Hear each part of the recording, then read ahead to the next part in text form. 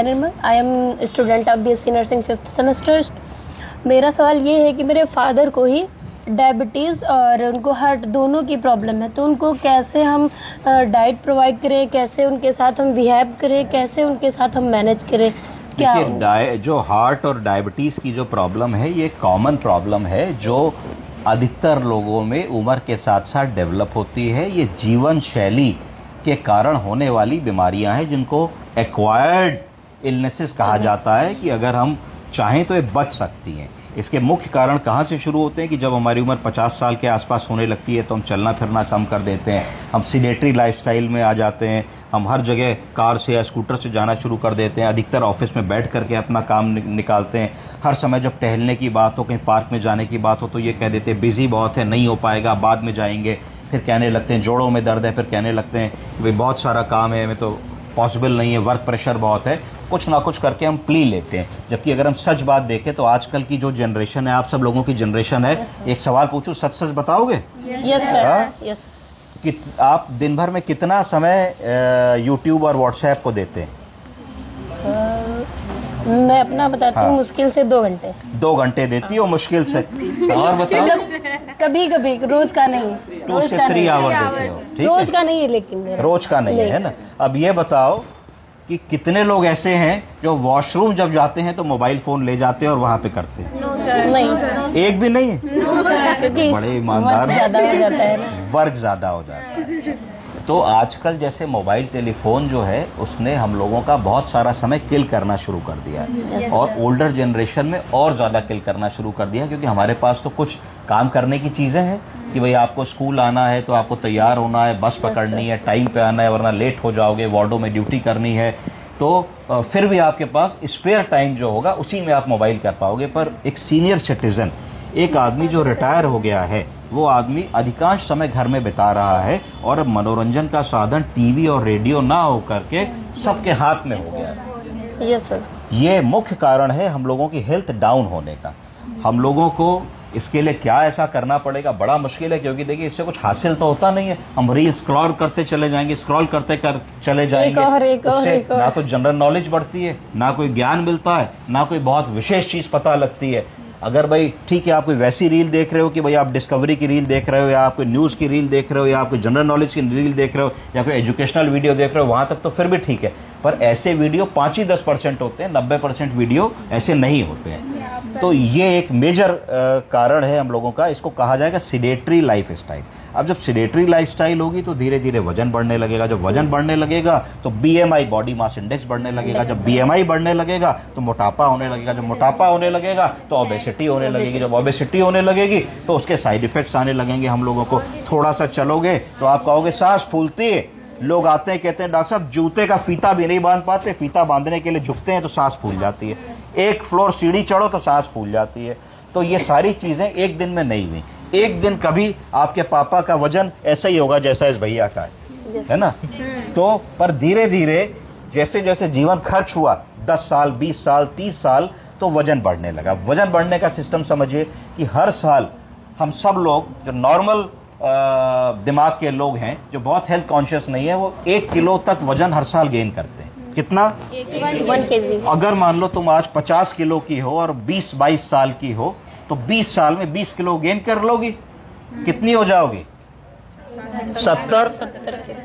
यही सारा फॉर्मूला है। तो जो लोग होशियार हैं, चालाक हैं, तेज हैं, वो ऐसा नहीं होने देते हैं। वो अपने वेट को ओवर पावर नहीं करने देते हैं और उस हिसाब से खाना पीना और एक्टिविटी करते हैं कि उनके ऊपर वेट ना चढ़े।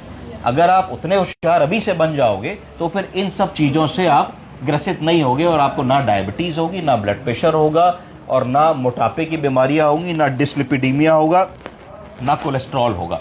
अमूमन देखिए कि गांव का आदमी कम बीमार पड़ता है। अमूमन देखिए गांव का आदमी बार बार बीपी शुगर नहीं चेक कराता। अमूमन देखिए गांव का आदमी हर 2-4 महीने में इतनी मोटी पैथलैब की रिपोर्ट लेके नहीं आता कि साहब विटामिन डी भी चेक कर लो और डिटेल भी चेक कर लो और ये भी चेक कर लो। क्यों? क्योंकि उसके पास इतना काम है। सुबह उठता है, खेत में जाता है, 4-6-10 घंटे खेती करता है, साइकिल पे चढ़ता है, दूध लेने जाता है, इधर जाता है, चारा काटता है, गाय भैंस करता है, तो उसकी फिजिकल एक्टिविटी ही की टू सक्सेस है। जबकि हो सकता है कि वो उतना महंगा खाना ना खा रहा हो, हम लोग ज़्यादा महंगा खाना खा रहे हो, पनीर और कोल्ड ड्रिंक खा रहे हो और चिकन खा रहे हो, फिश खा रहे हो सकता है वो सिर्फ लौकी, तोरई, परवल, टिंडा, मेथी, बथुआ सात्विक भोजन पे जीवित हो, परंतु क्योंकि फिजिकल एक्टिविटी है और डाइट अच्छी खा रहा है, तो इसलिए जो एक्वायर्ड इलनेसेस हैं, जो बच सकती हैं, वो उसको नहीं होती। ऐसी बीमारियां जो हमको जेनेटिक मिल रही हैं कि मम्मी पापा से हमको डायबिटीज़ आ गई, तो वो तो मम्मी पापा से आ गई, पर उसमें भी अगर तुम लाइफस्टाइल मॉडिफिकेशन नहीं करोगे तो लाइफस्टाइल उसमें आग में घी का काम करेगी। कि अगर जेनेटिक रूट से बीमारी तुमको 40 साल में आनी है, 50 साल में आनी है, और तुम 20-22 साल में मोटे हो गए, तो तुमको वो 20 साल में आ जाएगी। तो ये तो बात हुई कि आती कैसे है बीमारी। अब बारी आई कि पापा करें क्या। तो देखो, पापा को तुमको एक प्रॉपरली समझना है और किसी के भी मरीज को प्रॉपरली समझना है कि हमारे मरीज को क्या बीमारी है। पहली चीज, उस बीमारी को हम लाइफस्टाइल से सही कर पा रहे हैं या दवा की जरूरत है। दूसरी चीज, अगर दवा की जरूरत है तो किस मिनिमम दवा से हम उसको ठीक कर पा रहे हैं, ये आपको आपके चिकित्सक बताते हैं। तो उस मिनिमम दवा को हमको मरीज को देना चाहिए। कई बार ऐसा देखा गया है कि मरीज बहुत सारी अतिरिक्त दवाएं खाते हैं, जिसको पॉलीफार्मेसी कहा जाता है। क्या कहा जाता है? पॉलीफार्मेसी। इससे बचना होगा।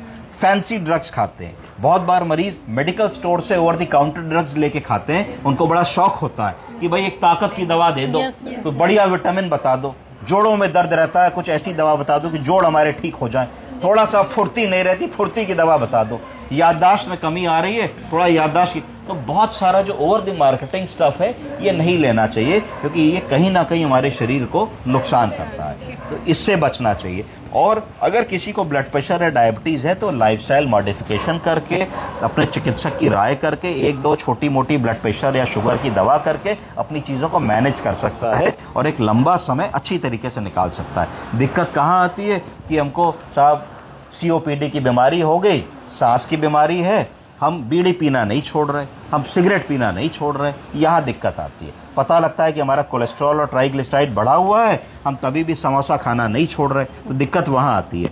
दिक्कत कहाँ आती है? पता लगा BP बढ़ा हुआ है और हम जो है चाट मसाला नहीं खाना छोड़ रहे हैं, रोज सॉल्ट खूब सारा खा रहे हैं, तो एक दिन BP बहुत ज़्यादा बढ़ जाता है, ब्रेन की नस फट जाती है और ब्रेन हैमरेज हो जाता है, पैरालिसिस हो जाती है। फिर उस दिन ये होता है कि भाई छोड़ देना चाहिए था, पर अब तो लेट हो गया ना, अब तो पैरालिसिस हो ही गई, अब तो आप बिस्तर पे आ ही गए, अब तो आप अपाहिज हो ही गए, तो अब अगर आप छोड़ भी दोगे तो क्या पता लगेगा। कि जैसे एक जवान लड़का 18-20 साल का अगर बिना हेलमेट चलाए मोटरसाइकिल को जो जो करके चलाए और गिर पड़े और डिवाइडर से सर लड़के सर के अंदर इंजरी हो जाए और वो एक तरफ अपाहिज हो जाए, तो अब अगर वो हेलमेट लगाएगा तो कोई फायदा होगा?